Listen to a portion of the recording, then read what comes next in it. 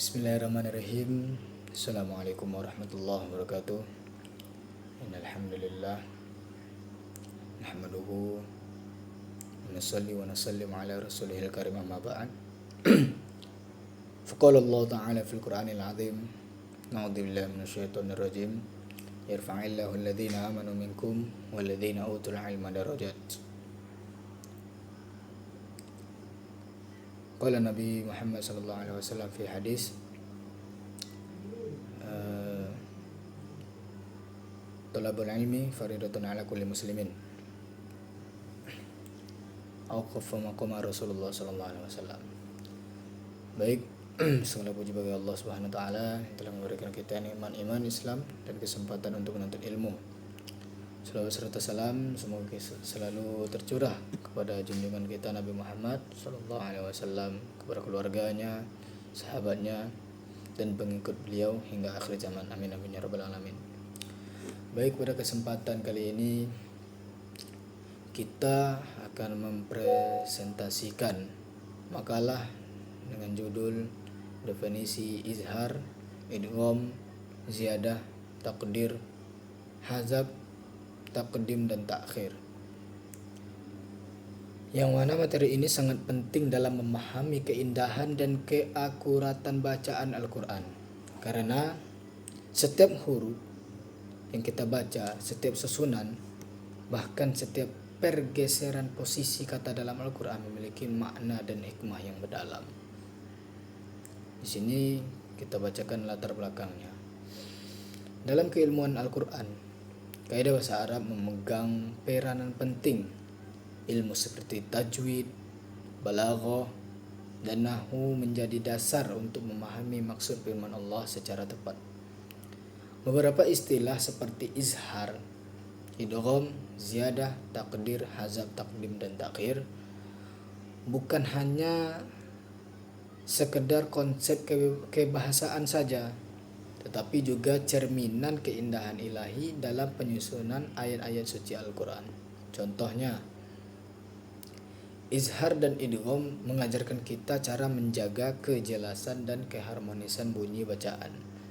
Sedangkan ziyadah dan hazab memperlihatkan bagaimana Allah menggunakan tambahan atau penghapusan lafaz untuk memperkuat makna. Sedangkan takdim dan takhir tadi menunjukkan fleksibilitas dan keindahan susunan bahasa yang disesuaikan dengan konteks maknanya. Di sini langsung saja kita membahaskan yang pertama, izhar.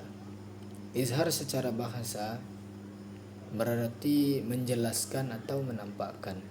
Dalam hukum tajwid, ia berarti menampakkan bacaan nun sukun atau tanwin tanpa dengung ketika bertemu huruf-huruf tertentu seperti a, ha, ain, ha, ghain, kha.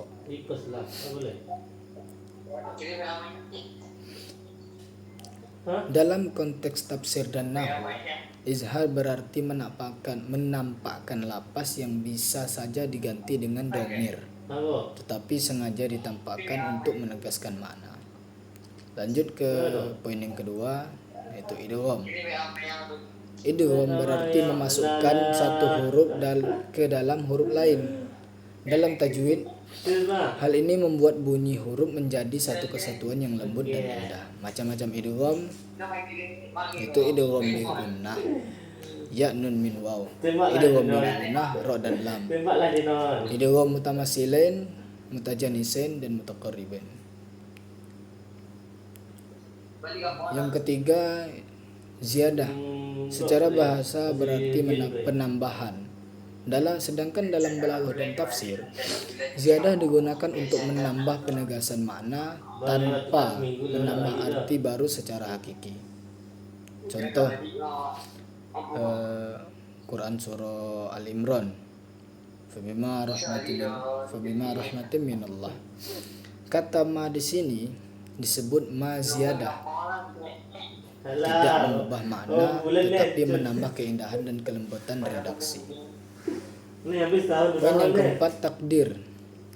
Takdir berarti menetapkan atau memperkirakan sesuatu yang tidak disebutkan secara eksplisit dalam teks. Dalam tafsir, ini digunakan untuk melengkapi struktur ayat yang secara lahir tampak tidak lengkap namun maknanya tetap utuh. Contoh Quran surah Yasin, kun fayakun. Para mufassir menjelaskan ada takdir tafsiran yaitu fahuwa yakun, maka terjadilah ia. Poin yang kelima itu hazab. Hazab berarti menghapus atau menghilangkan bagian kalimat untuk mencapai keindahan dan keringkasan bahasa tanpa mengurangi makna. Adapun jenis-jenis hazab. Yang pertama hazab mubtada, hazab khobar, hazab maf'ul, hazbun huruf jar, dan hazbul jumlah. Keindahan hazab tampak jelas dalam gaya ijaz Al-Quran. Ringkasnya, tapi maknanya luas dan dalam. Poin yang terakhir itu takdim dan takhir. Takdim berarti mendahulukan sesuatu yang seharusnya diakhirkan, sedangkan takhir berarti mengakhirkan sesuatu yang seharusnya didahulukan. Fungsinya antara lain penegasan makna, takkid, pengkhususan yaitu ikhtisas, keindahan retorika yaitu balaghah, kesesuaian konteks, muwafaqat al-maqam. Contohnya dalam Quran surah Al-Fatihah, iyyaka na'budu wa iyyaka nasta'in. Kata iyyaka itu dengan makna hanya kepadamu didahulukan sebelum na'budu untuk menunjukkan penegasan dan keikhlasan ibadah hanya kepada Allah Subhanahu wa taala. Jadi kesimpulan dari yang telah kita baca tadi yang menunjukkan 6 poinnya adalah kata izhar, idgham, ziyadah, takdir, hazab, takdim, dan takhir merupakan pilar penting dalam memahami keindahan struktur bahasa. Setiap unsurnya memiliki nilai linguistik dan makna spiritual yang tinggi. Memahaminya tidak hanya membantu dalam bacaan yang benar, tetapi juga dalam tafsir yang mendalam. Mungkin cukup sekian yang dapat kami sampaikan. Lebih kurangnya mohon maaf. Kami akhiri wabillahi taufiq wa hidayah. Assalamualaikum warahmatullahi wabarakatuh.